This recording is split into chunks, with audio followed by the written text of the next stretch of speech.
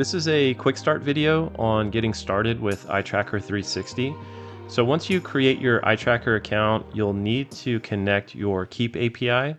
So you can do that using an OAuth connection, which is the recommended way to do it. So I'll click connect using OAuth, and I'm already logged into Keap, so I just need to select the application I'm connecting to. I'll allow that. And so it looks like the connection is set up.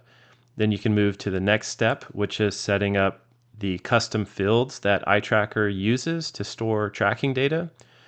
Before you create any custom fields, you need to put them under a tracking tab and header.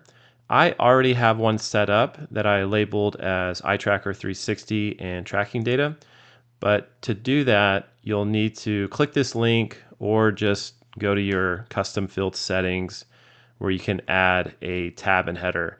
So you'll just click add tab and then add a section header. And here's my tab and header that's already set up. I'll select that tab and header. And if you already have custom fields, let's say you've been tracking some of this data in the past, there is a way you can just manually map these fields, but I don't have any fields, so I'll just let iTracker create these through the API. So once you click the button to create the fields, it will take a little bit. It's creating each field individually. And once you get the confirmation that the fields are created, you can move to the next step. So the next step is to add the tracking code to your website. If you're using WordPress, you can download a plugin and activate it with a license key. If you're using something else like lead pages or ClickFunnels, or maybe you're using the Keap landing pages, you can do that by using the JavaScript snippet. I'll go ahead and do that. I have a landing page set up in my Keap account. So I'll add the tracking code to this page. To do that, just drag an HTML element, and I normally just put it right under the form. And I'm going to remove this and paste the tracking code. And nobody's going to see it because it's going to be like an invisible HTML element, but I'll publish this landing page. Back to the setup, what we're going to do is load a page that has iTracker on it. And when we load the page and iTracker loads, it should detect the script and it should give us a thumbs up. So I'm going to navigate to the test site that I have.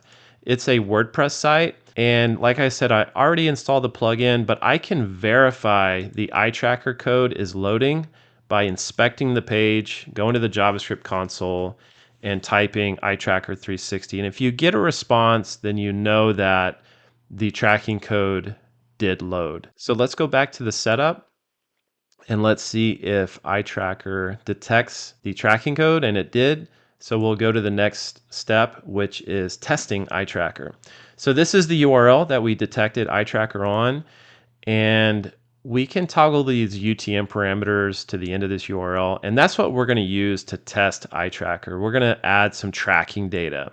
If you're not using UTM parameters, and let's say you're using Google AdWords or Facebook, then you should be using UTM parameters. It's very industry standard, but I'll get into that into a later video. So I'm going to go ahead and open this test link, and this is the tracking data that we're trying to collect. So just imagine this is some information identifying, some ad or some post or some tweet or whatever it is. So we'll open this test link. We landed on the page. We're going to click sign up now. This is going to take us to our opt-in form. I'm just going to use my fake filler Chrome plugin, put in an email address, and submit that. So I just submitted a lead to Keap. Let's refresh all my contacts. So we should have one contact, which is one lead. I didn't ask for a name, only email. And notice the lead source is not set right now. But let's go to the next step, which is the API sync. So we're processing the data right now. You can click on that and kind of inspect the data that we're syncing or collecting. You can refresh this page if you'd like, but here in about a minute or so or less, the data should be synced into that contact record. So if I reload this, it looks like iTracker has synced that lead and we found him. So we'll go back into the contact record inside Keap, and we'll click on the name, and there's the lead source that is set. There's also the custom fields under the iTracker tab that has been populated. So that is a basic getting started with iTracker. The free version will sync up to 30 leads per month.